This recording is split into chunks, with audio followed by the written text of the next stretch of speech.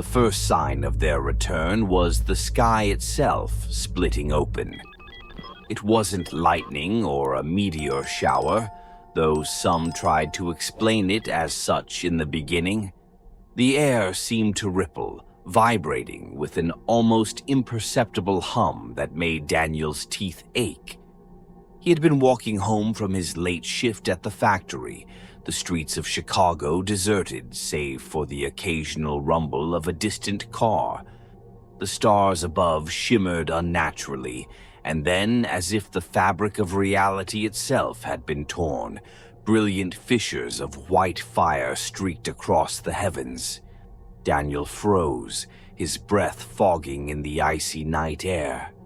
The fissures spread outward, jagged and chaotic, until they coalesced into a vast circular portal. From within, something massive emerged, a monolithic object that defied comprehension. It wasn't metal, nor was it stone. Its surface shimmered like liquid obsidian, smooth yet pulsating with faint rhythmic movements. It hovered silently, a black monolith blotting out the stars. Across the city, sirens began to wail, their shrill cries punctuated by the sound of car alarms and the panicked screams of bystanders. Daniel ducked into the shadow of a nearby alley, his heart pounding in his chest. His first thought was of Lisa and Sophie. He fumbled for his phone, but the signal was gone, replaced by static. Then the voice came. It wasn't a sound so much as a feeling, an invasive presence in his mind, deep and resonant, like the growl of some ancient predator. "We are the Founders." Daniel clutched his head, staggering against the alley wall. He could see other people in the street reacting the same way, some falling to their knees, others stumbling aimlessly as if drunk. The voice continued, its words bypassing language, embedding themselves directly into thought. "We return to claim what is ours. You are our creation, born of our design. We gave you life. Now you must choose." The air grew colder, the words echoing in his skull with an intensity that made him want to scream. He pressed his back to the brick wall, gasping for breath. Overhead, smaller objects began to descend from the massive structure, spires that twisted as they fell, reshaping themselves mid-air before embedding into the earth with a soundless impact. Each spire stood impossibly tall, their surfaces a blend of organic and mechanical, pulsating faintly with a sickly green glow. As the last of the spires landed, the voice grew sharper, more commanding. "Submit to unity and ascend, or resist and face annihilation." The words were punctuated by a sudden burst of energy from the spires, a low-frequency hum that made Daniel's ears pop. Across the city, the chaos escalated. People screamed, some in terror, others in blind devotion, as they fell to their knees and raised their arms to the sky. Daniel forced himself to move, adrenaline overriding his paralysis. He ran, the image of Lisa and Sophie driving him forward. He had to get home. As he sprinted through the streets, the reality of what was happening began to sink in. The spires weren't just landing in Chicago, they were appearing across the world. Television screens in store windows displayed footage of New York, Tokyo, Paris, and Cairo, each city overtaken by the same towering structures. The news anchors looked pale and disoriented, their voices trembling as they relayed the Founders' message. The footage cut to images of crowds gathering at the spires, some shouting in anger, others approaching with what could only be described as reverence. Daniel reached his apartment, his legs burning and lungs gasping for air. He fumbled with his keys, nearly dropping them before shoving the door open. Lisa was standing in the living room, pale and trembling, clutching Sophie close. The television was on, the founder's message playing in an endless loop. "Daniel?" Lisa whispered, her voice barely audible. "What's happening? What do they want?" He pulled them both into an embrace, trying to steady himself as much as to comfort them. "I don't know," he said, though the truth was more horrifying than he dared to admit. He had heard the words clearly, felt their weight in his mind. The founders weren't offering salvation. They were issuing a demand. Through the window, Daniel could see the nearest spire looming in the distance, its pulsating glow casting eerie shadows across the buildings. He could hear the faint sound of a crowd gathering below, their voices a mix of pleading and chanting. The founder's voice echoed in his mind once more, softer this time, almost coaxing. "Do not fear.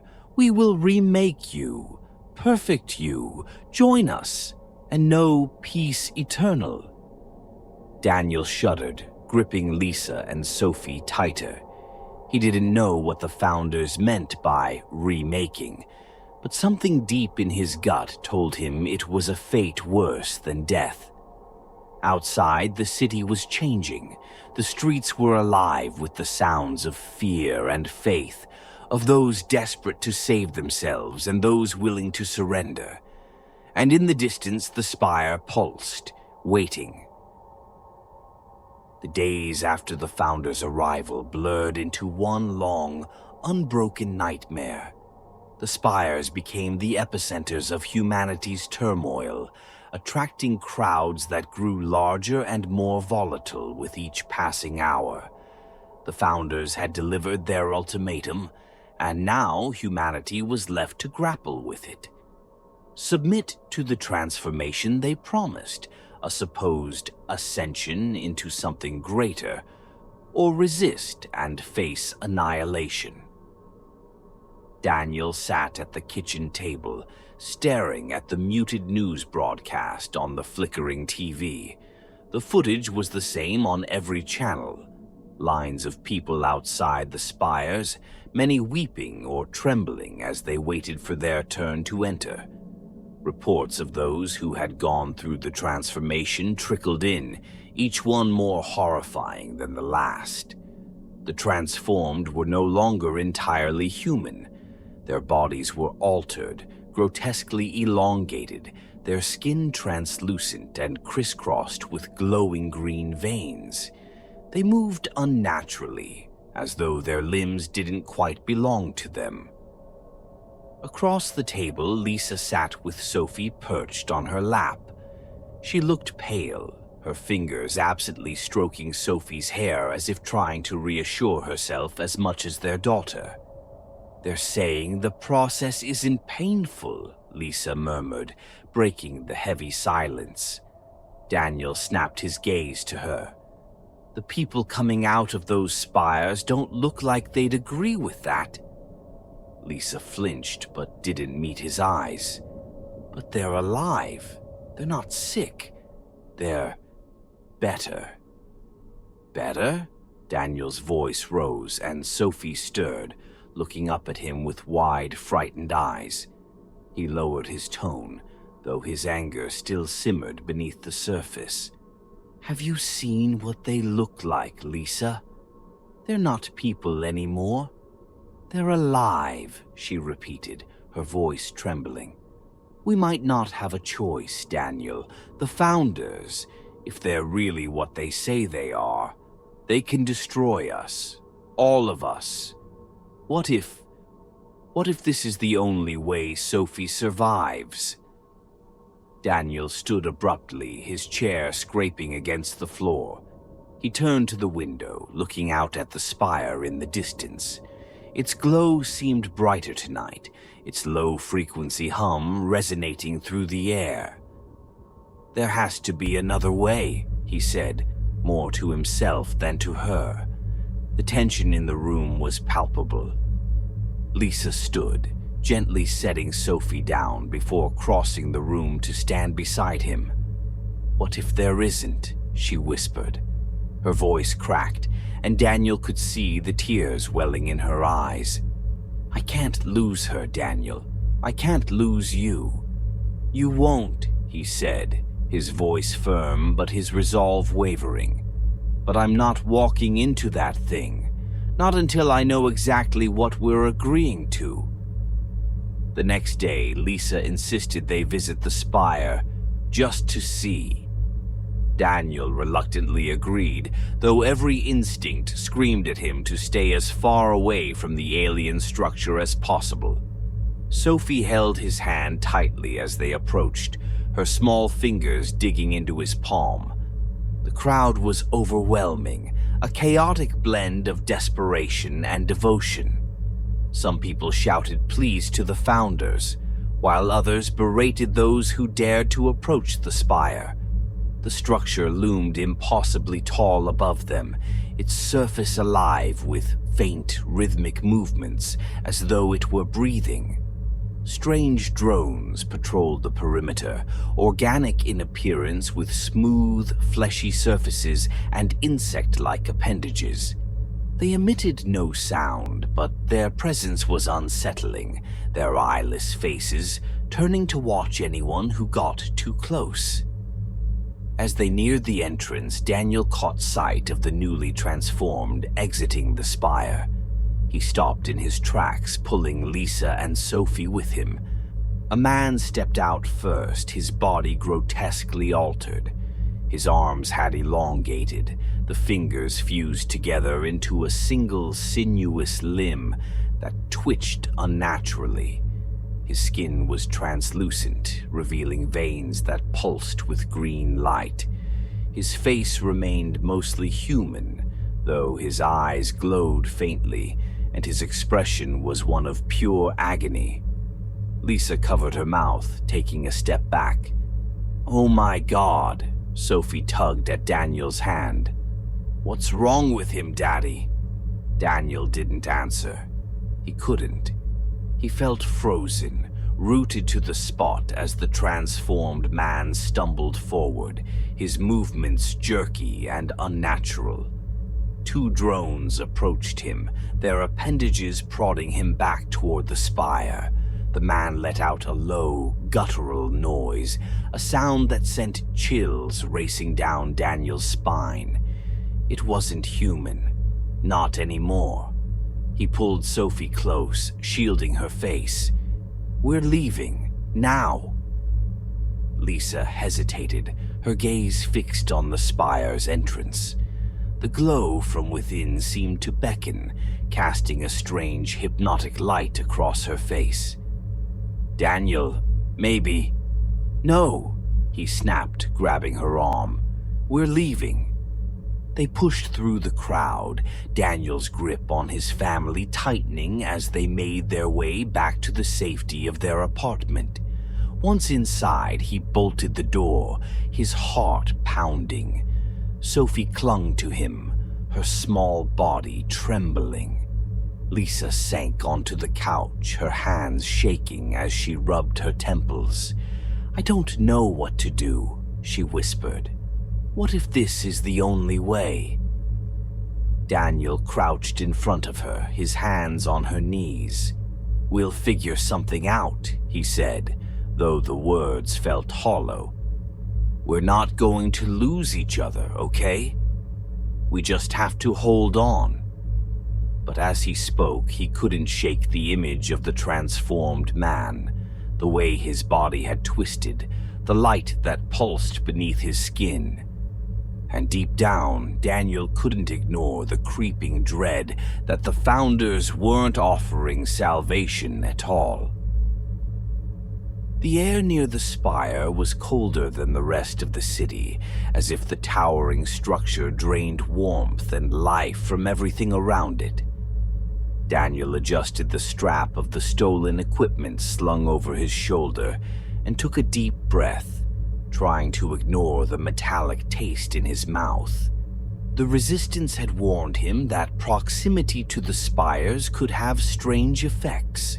Headaches, hallucinations, even nosebleeds. He didn't care. He had to know what was happening inside. He had to stop Lisa from making the mistake of taking Sophie there.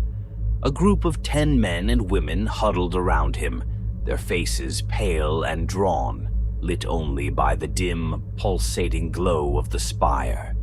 The Resistance had cobbled together this infiltration team from whoever was desperate or foolish enough to try. A former soldier, a scientist who had once worked for a government lab, a pair of factory workers like Daniel. They were armed with scavenged weapons and makeshift EMP devices meant to disrupt the Spire's organic drones. Whether any of it would work was anyone's guess. "This is it," the soldier, Reza, whispered, his voice low and steady. "If anyone wants to back out, now's the time. Once we're inside, there's no turning back." No one moved. "Good," Reza said, hefting his rifle.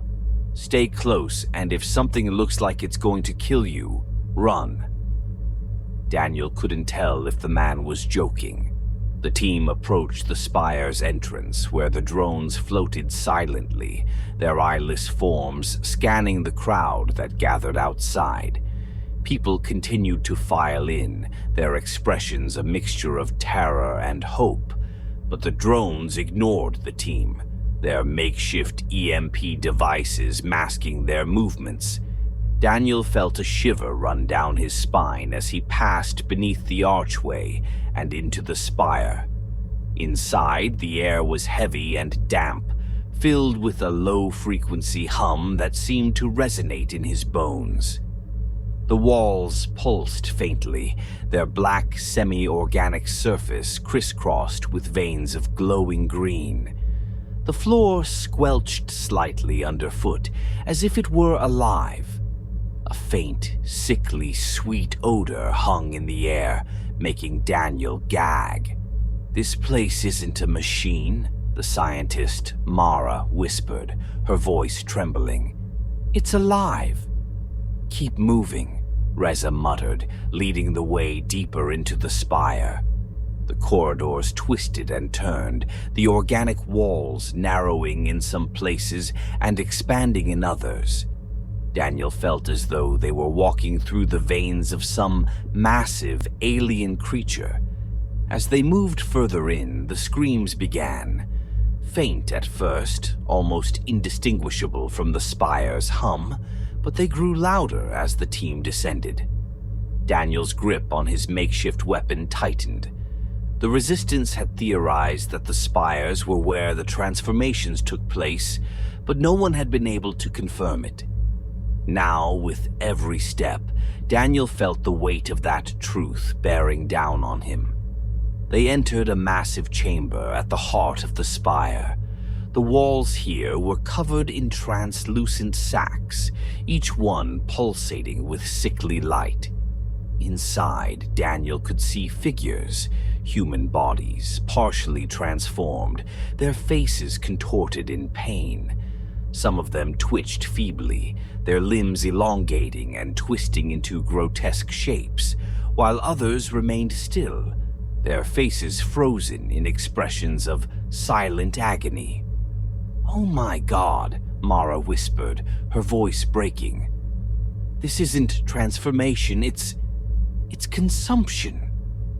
Daniel's stomach churned as he realized what she meant. The Founders weren't turning humans into something better.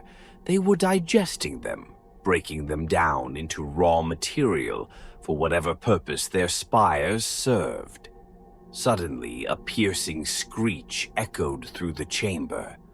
One of the sacks burst open, spilling its contents onto the floor. A man staggered out, his body a grotesque blend of human and alien. His arms were elongated, his fingers fused into writhing, tentacle-like appendages. His torso was stretched unnaturally, his skin translucent and glowing with green veins. He stumbled forward, letting out a guttural moan as if trying to speak. Before anyone could react, one of the drones descended from the ceiling, its spindly appendages reaching out to grab the man. It dragged him toward a massive pit in the center of the chamber, where the floor opened up to reveal a writhing, pulsating core. The man let out a final, inhuman scream before the drone dropped him into the pit, where his body was consumed by the churning biomass. Daniel turned away, his stomach heaving. He wasn't sure if it was the sight or the smell that finally broke him, but he forced himself to focus. He couldn't afford to lose it now. "Move!" Reza barked, snapping the team out of their stunned silence. "We have to find the core and plant the toxin." They descended further, navigating through the twisting corridors until they reached the heart of the spire. The core was a massive, pulsating structure, its surface covered in glowing veins that radiated heat and light. The air here was suffocating, thick with the stench of decay.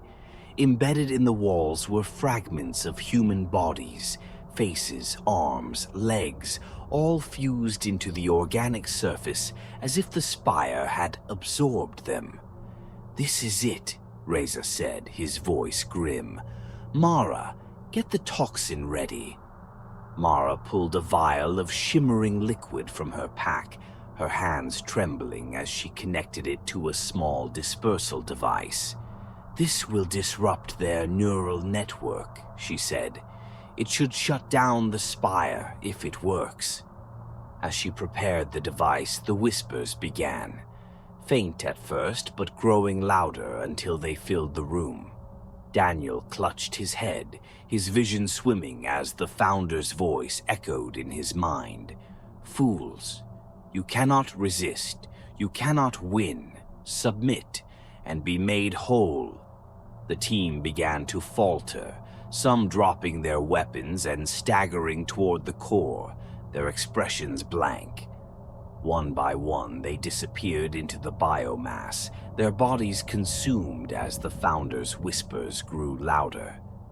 "Stay with me," Reza shouted, but his voice seemed distant, drowned out by the Founder's influence. Daniel clenched his fists, forcing himself to focus. He grabbed the dispersal device from Mara, who had frozen in place, her eyes glazed over. Ignoring the whispers, he ran toward the core, dodging the drones that descended to stop him. With a final surge of adrenaline, he activated the device and hurled it into the core. The reaction was immediate. The core writhed violently, its glowing veins darkening as the toxins spread.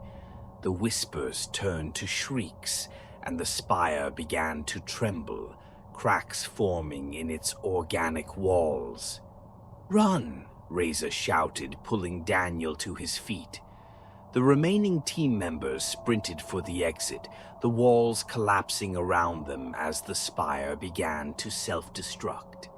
They emerged into the cold night air, just as the spire collapsed in on itself, leaving behind a smoldering crater.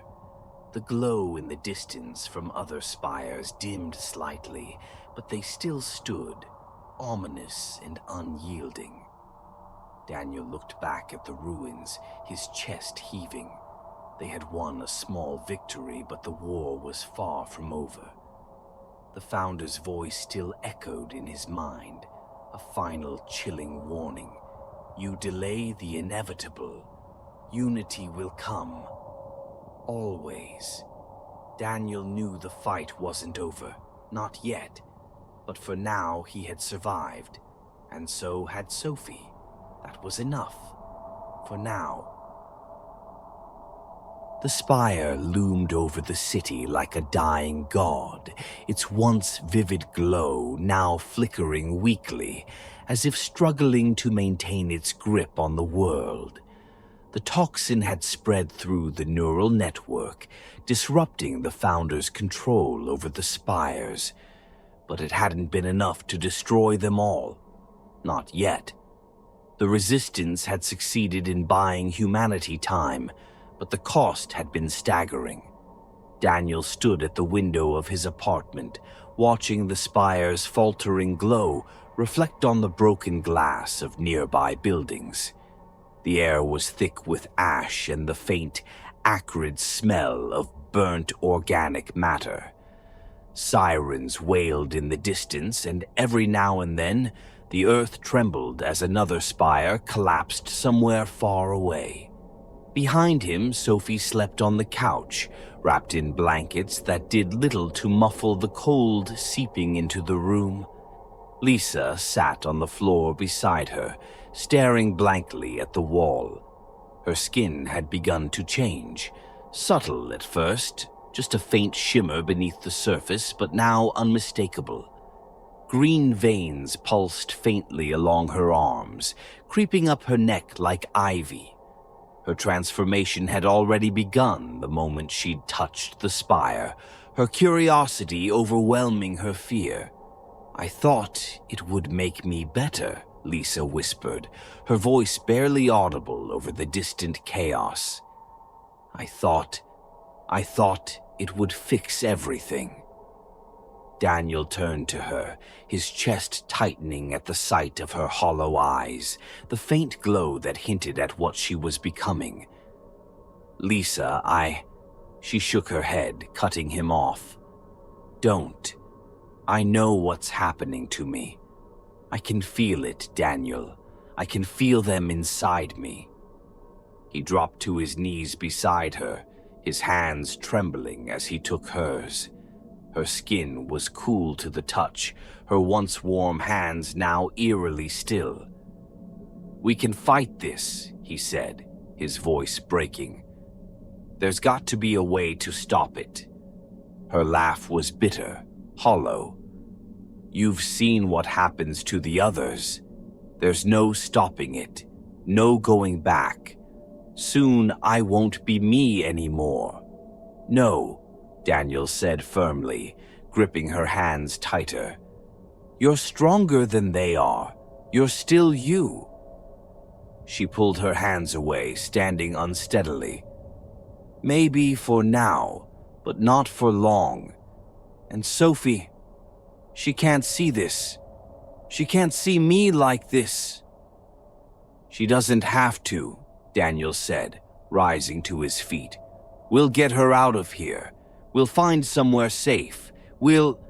"There's no safe place, Daniel," Lisa interrupted, her voice sharp. "Not as long as the Founders are still here. You know that." Daniel looked away, unable to argue. The Founder's voice still lingered in the back of his mind, faint but unrelenting. They were weakened, but they weren't gone. Not yet. And the spires still stood, their presence a constant reminder of what was at stake. "I can stop them," Lisa said, her voice softer now, almost pleading. "I can feel the connection, Daniel. It's like a thread pulling at my mind. If I go back to the spire, I can sever it. I can destroy them." "No," Daniel said immediately, his heart pounding. "You don't know what will happen. What if they take you? What if—" "They already have," Lisa said, tears streaming down her face. "Don't you get it? I'm already part of them. But I can use that. I can end this." Daniel shook his head, his throat tightening. "There has to be another way." "There isn't," she said, her voice breaking. "Daniel, I'm already gone, but Sophie, she still has a chance. You both do. Let me do this, please." He looked at her, at the woman he had loved for so many years, the mother of his child, the person who had been his anchor in a world that had gone mad. And now she was asking him to let her go, to sacrifice herself for a chance to save what was left of humanity.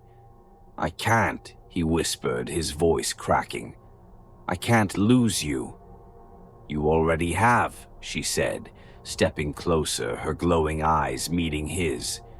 "But you can save Sophie. You can save yourself. Let me do this for you." For her, Daniel felt tears streaming down his face as he pulled her into a tight embrace, holding her as if he could somehow keep her from slipping away. She held him just as tightly, her cool skin pressing against his, her trembling breath warm against his neck. "Take care of her," Lisa whispered. "Promise me." "I promise," he choked out, his voice barely audible. She pulled back, her glowing eyes lingering on him for a moment before shifting to Sophie, who stirred slightly in her sleep but didn't wake. Lisa knelt beside her, brushing a strand of hair from her face, her expression a mixture of love and sorrow. Then she stood, her movements deliberate and steady, and walked to the door. "Lisa!" Daniel called after her, his voice desperate. She turned, a faint smile on her lips. "I love you." And then she was gone. Daniel stood at the window, watching as Lisa's figure grew smaller and smaller, her glowing veins a faint beacon in the darkness. She disappeared into the crowd outside the spire, her silhouette swallowed by the pulsating light. Moments later, the ground shook violently, the spire emitting a deafening, inhuman wail that seemed to echo across the entire city. Its glow intensified, blinding and all-consuming, before it collapsed in on itself, a massive plume of ash and smoke rising into the night sky. Daniel sank to his knees, his body trembling as he stared at the smoldering ruins in the distance. The air was eerily silent now, the hum of the spire finally gone. But so was Lisa. Behind him, Sophie stirred, her small voice breaking the silence. "Daddy?" He turned to her, forcing a weak smile as he pulled her into his arms. "It's okay," he said, his voice shaking. "It's going to be okay." But as he held her, the weight of what had been lost pressed down on him, and he couldn't stop the tears from falling. The founders were gone, their spires crumbling across the world, but the scars they had left would never heal. Humanity had survived, but it had been forever changed. Daniel looked out at the ruins of the spire, the faint glow of the fires still burning in the distance. And for the first time, he felt the crushing emptiness of victory. Because survival, he realized, was not the same as salvation.